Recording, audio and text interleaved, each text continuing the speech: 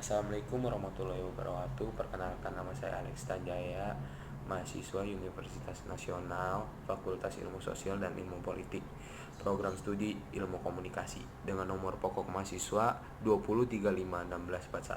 203516416302. Di sini saya akan menjawab pertanyaan ujian tengah semester yang telah diberikan di forum. Saya ingin menjawab soal nomor 1, yaitu di sini saya mengambil dua model komunikasi transaksional dan model komunikasi interaksional. Satu, model traksional. Maksud dari traksional adalah pengiriman dan penerimaan pesan yang berlangsung secara terus-menerus dalam suatu proses komunikasi. Model traksional ini bersifat kooperatif, yaitu komunikator dan komunikan sama-sama bertanggung jawab terhadap dampak efektivitas komunikasi yang terjadi. Contoh komunikasi traksional adalah jika seseorang mengatakan "Hai" pada Anda dan Anda tersenyum, senyum Anda itu merespon, maka terjadilah transaksi. Model interaksional. Maksud dari interaksional adalah komunikasi berlangsung dua arah, yaitu dari komunikator kepada komunikan dan dari komunikan kepada komunikator. Jadi komunikator bisa menjadi komunikan dan komunikan bisa menjadi komunikator. Contoh, komunikasi interaksional adalah di mana komunikator menyampaikan suatu pesan atau tujuan kepada komunikan. Pesan yang disampaikan oleh komunikator kemudian diterima oleh komunikan, dan komunikan pun menanggapi pesan dari komunikator atau feedback pada komunikator.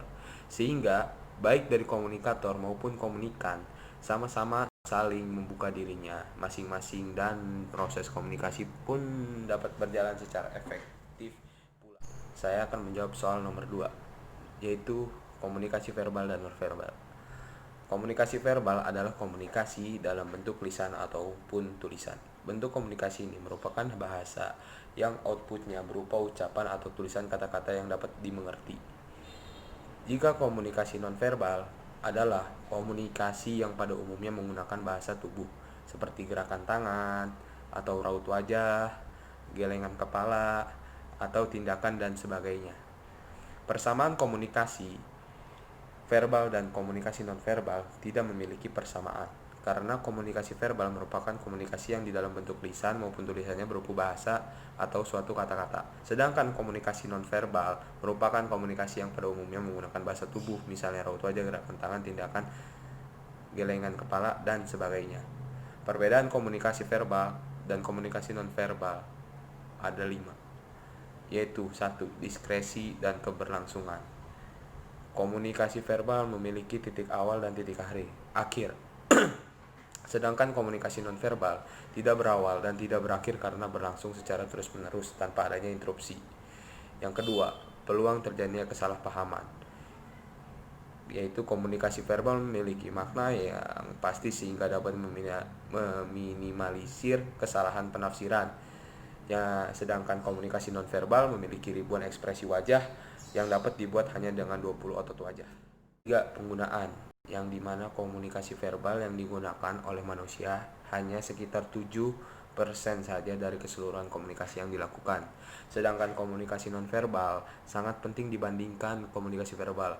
Hal ini dibuktikan dengan hasil studi yang dilakukan oleh Albert Mehrahbian yang menunjukkan bahwa sebanyak 93% dari komunikasi yang dilakukan oleh manusia adalah komunikasi nonverbal. Yang keempat, durasi waktu yang dibutuhkan, yaitu komunikasi verbal berlangsung secara cepat dan efisien, sedangkan komunikasi nonverbal memakan waktu yang lebih lama bila dibandingkan komunikasi verbal. Yang kelima, kesalahpahaman berdasarkan waktu dan situasi. Komunikasi verbal memiliki umpan balik segera dan sangat minimal terjadi kesalahpahaman. Sedangkan komunikasi nonverbal tidak selalu terjadi umpan balik dan sangat mungkin terjadi kesalahpahaman. Yang keenam, presensi dan jarak. Komunikasi verbal dapat digunakan dalam berbagai bentuk seperti surat, chat, telepon, dan lain-lain, karena jarak tidak menjadi masalah dalam komunikasi verbal, apalagi di era digital yang sangat berkembang. Sedangkan komunikasi nonverbal tidak dapat terjadi dalam jarak yang terlalu lebar. Selain itu, partisipan komunikasi haruslah bertemu atau bertatap muka satu sama lain agar dapat menerima pesan-pesan nonverbal. Contoh bentuk komunikasi verbal dan nonverbal yaitu: 1. Contoh komunikasi verbal, seperti chat dengan menggunakan smartphone. atau melakukan pidato atau rapat dan diskusi. Yang kedua, contoh komunikasi nonverbal seperti melakukan tos dengan teman sebagai tanda keberhasilan atau memeluk seseorang sebagai tanda sayang. Sekian dari saya yang saya dapat sampaikan. Bila ada salah-salah kata saya mohon maaf. Sekian, terima kasih. Wassalamualaikum warahmatullahi wabarakatuh.